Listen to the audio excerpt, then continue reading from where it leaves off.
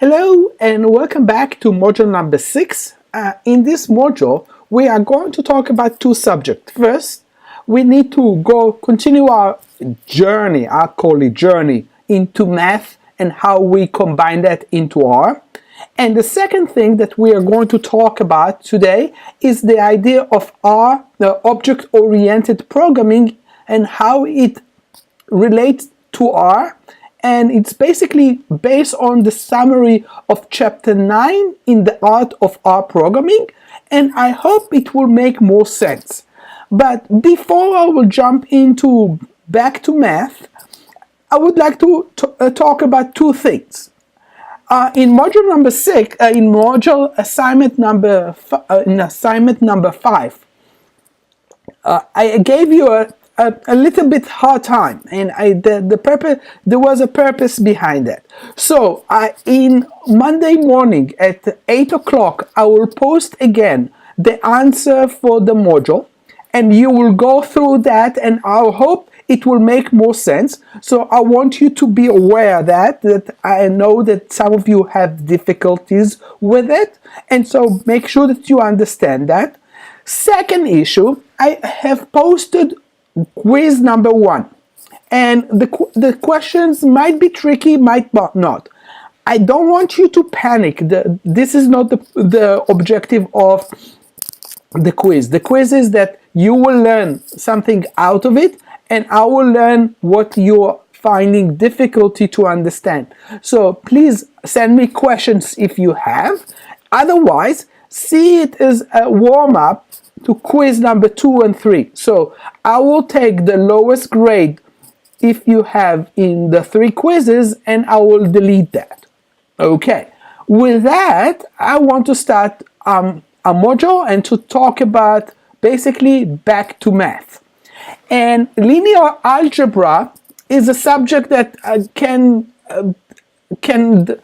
be defined in two aspects. One is the linear. What does the term linear stand for? Which is straight or flat, and the letters or the other symbol that represent those numbers that involve in the formula. And I lay out for you example. If you are in YN and you might be trying to describe a straight line as a set of solution to the equation y equal mx plus b, where the slope m and the y interpreted b is constant, and together they describe the b. So there are 3 dimensions in it, and we can add more dimension to algebra, and which is really important, and we need to understand that.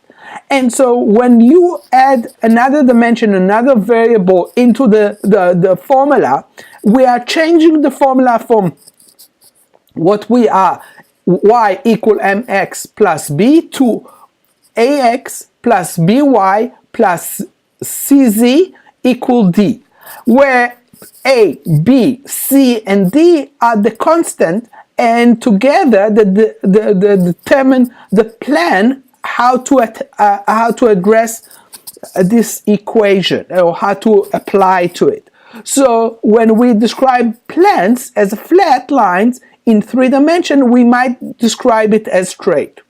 And again, this is the idea of algebra, linear algebra, which is again, as I lay out for you, and you'll be able to read it for yourself, there is an equation and how we apply to it with that sense of idea. But again, last time in the last module, I did not talk about real simple example in linear algebra. And in this example, let's do something very simple. Probably most of you already done that, but let's start with a basic y, and I will say it is a container with 1 3 4 1 0, and I will call it y, and I will be able to manipulate, which I will say 2 multiplied by y to give me the solution. This is a simple. But if I will take it to another stage, to the linear stage, to the to describe a single number, which is in a sense called solar, it is idea of how we apply there and how to get there. So vector, not a physical vector, it has the idea of what is it entail. And so the idea here, if we will try to capture the brain cell or the range activities, we will able to do that.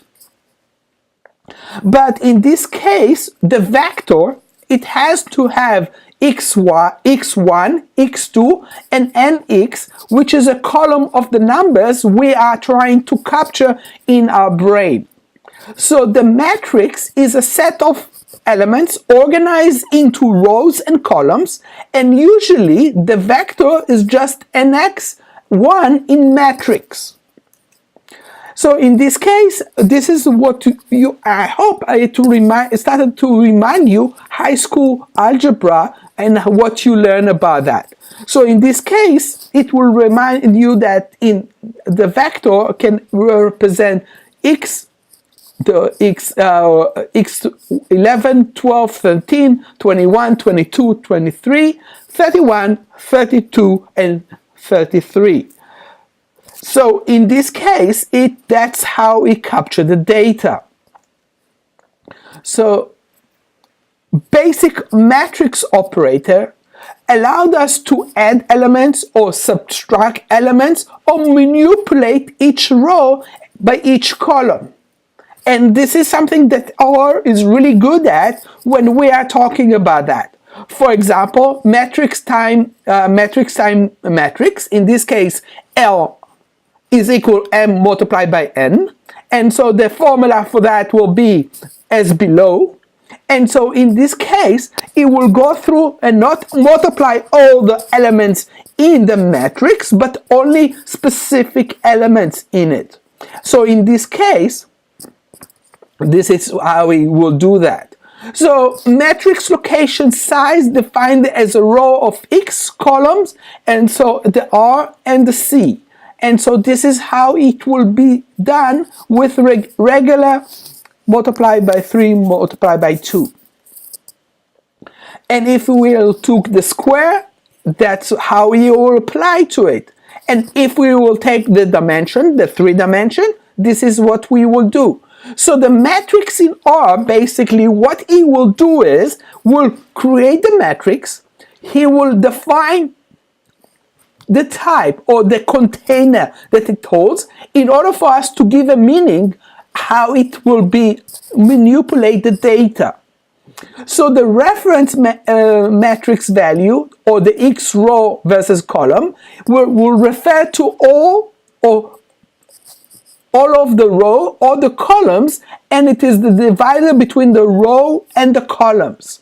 So in this case, the third row will hold the container of 3, 6, and 9.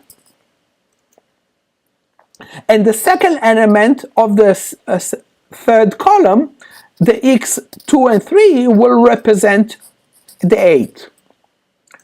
So again, example of the matrix in R, and think about that from the high school in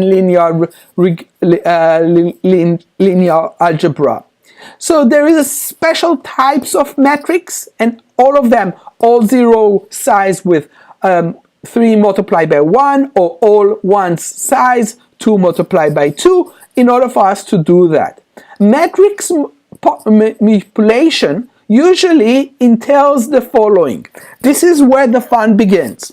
When you're using vector and the operating works perfectly, but when you're manipulating two matrices together, it will come in the form of percent multiplied by percent operator is needed. For example, the matrix of a product. So to do that in R, A in this case and B will be called A percent multiplied by percent B in order for us to get the result out of it. Another function that is really popular and really useful in R is the solve. And the solve system on linear equation and finding the matrix inverse, which is going back to the assignment that I gave you. So I gave you the gun before you knew what the gun begins. So in this case, the matrix in this case will allow us to solve A and B in order for us to understand how to solve matrix inverse. So the transformation is the column row and the row column, and that is how it's been done. In matrix calculation, we have options in how to do that in R and how to apply that. So again, this is how we do that, and I hope you will take notes of it because this is important and how to do that. We can also use Scholar multiplied by matrix in order for us to do the calculation. But again, this is the idea of when A is a M multiplied by N matrix and plus B is the KLMX matrix, A and B, it is possible if N equal K, so the result will be in that case.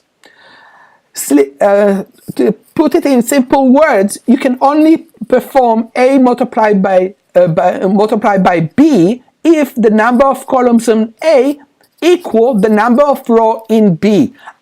Again, really important. And again, sum over the product of represent columns and rows and columns. And again, what is it? It does. So the R does that all for you by simply type percent multiplied by percent in order for you to get that.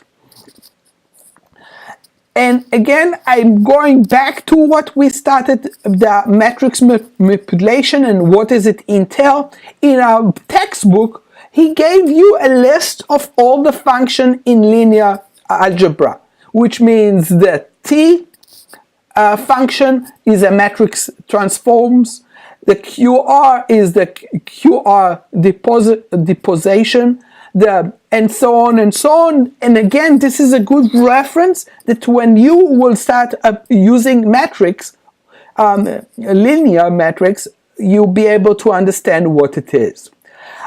Identify matrix is if a special matrix which will play a similar role as number one in a number manipulation, it will be always why to use identity matrix. So you cannot divide matrix, but therefore to solve problems that you have to have inverse.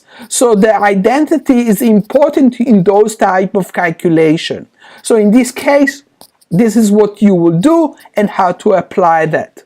So identity matrix, basically the idea behind it is that what it holds and how it will display. So R provides us different approaches. One approach is to use the function DAG, which produce identity matrix.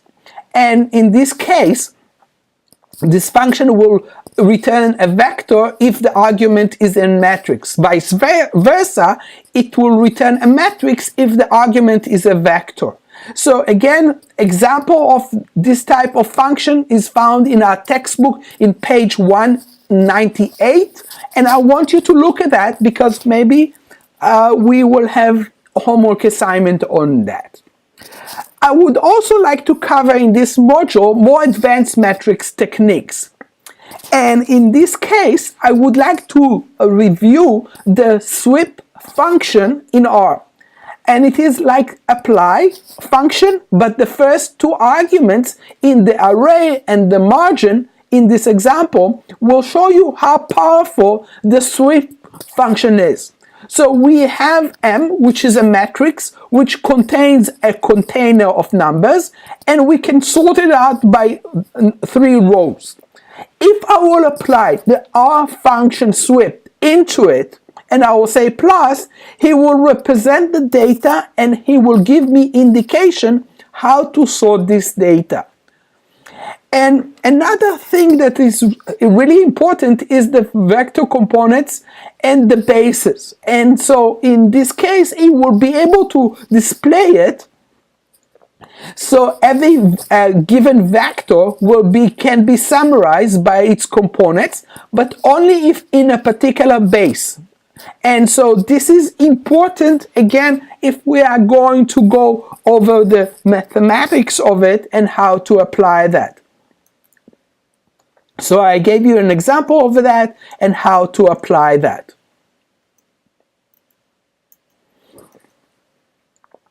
Another one is, again, with space and the dimensional space, and that comes into play.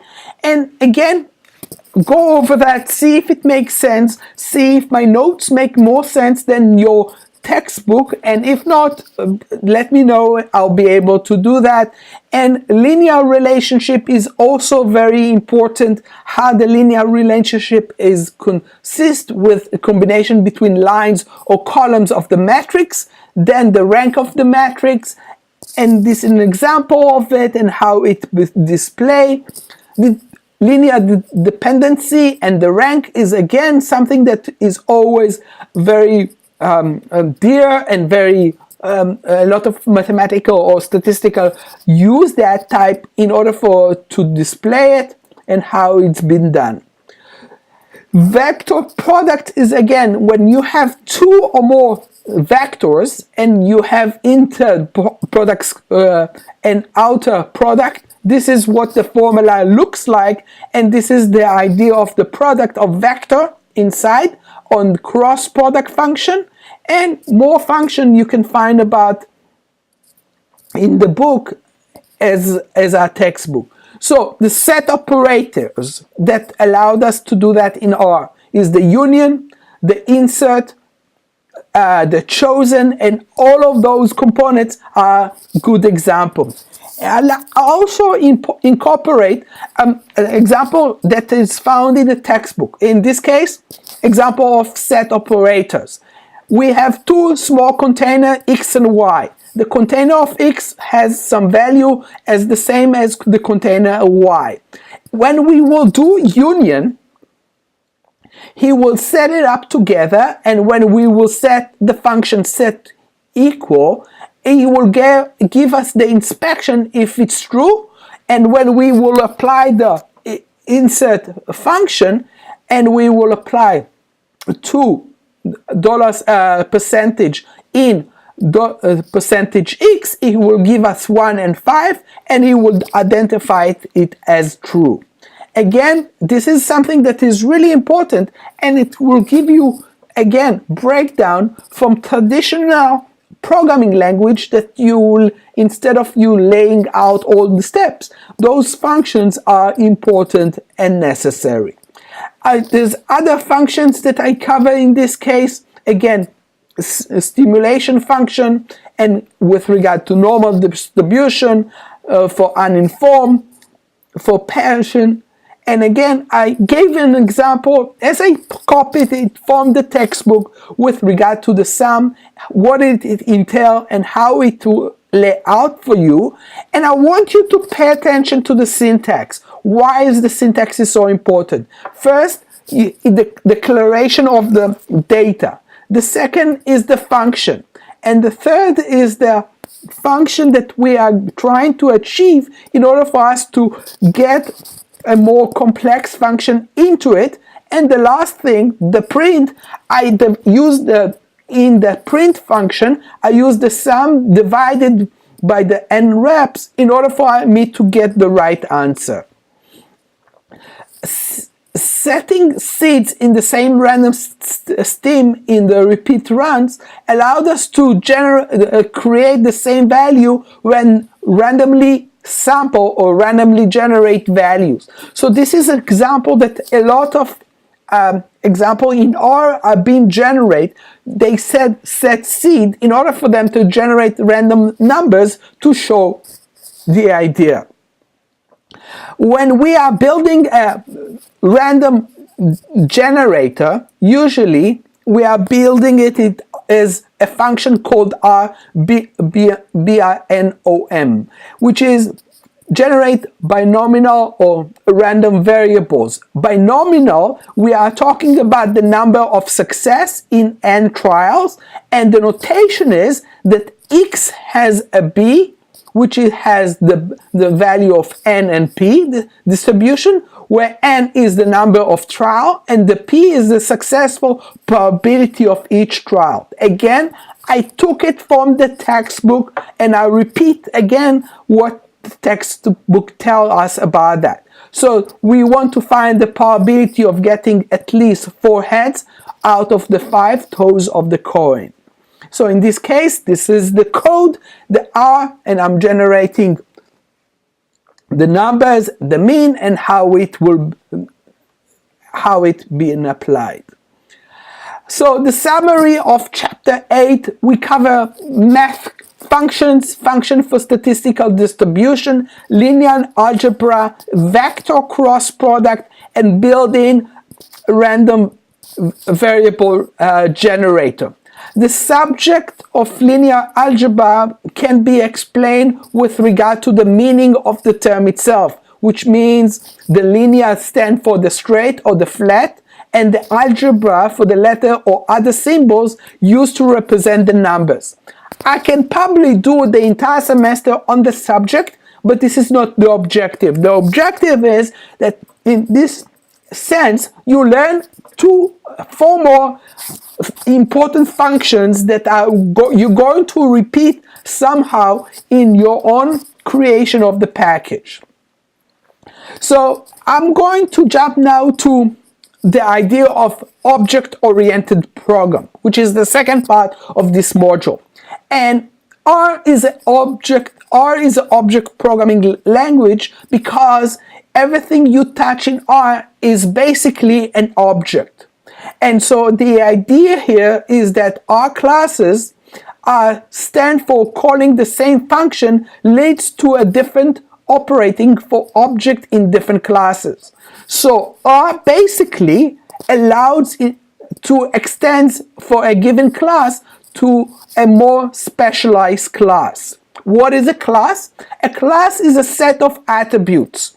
What happens, for example, happy, and I will have a container that will contain that happy has a values. So if I will say what happy is, he will give me an answer. But if I will say class happy, he will give it that it is numeric, and I will say to apply class happy Monday, so he will give me additional element, additional value to this class. So the new command in classes is append. It is where it's used. So the argument is a vector, and the function add to the following vector to the end of the vector itself. The second command in class is use methods. And use method is to identify the function that we will react based on what we want. So the use method command will tell R to look for a function whose prefix matches the current function. So it will search for a surface in order to, in the form of vector of all classes name. In other words, it will set function that can be identified the function that actually been called. So you can define generic function to reserve the function name. Basically, because we are creating our own function in R, that's the ideal, we are always need to use methods to remind ourselves how to save it and be able to apply it in other functions. So the search is based on the name of the function and the name of the object classes. So every function has basically classes by itself. Let's look at an example. Happy, it's the first, 1, second, third, and class happy. And again, look at how I develop it in order for me to get classes into it, in order for me to, in the end, get first happy, which will give me a value.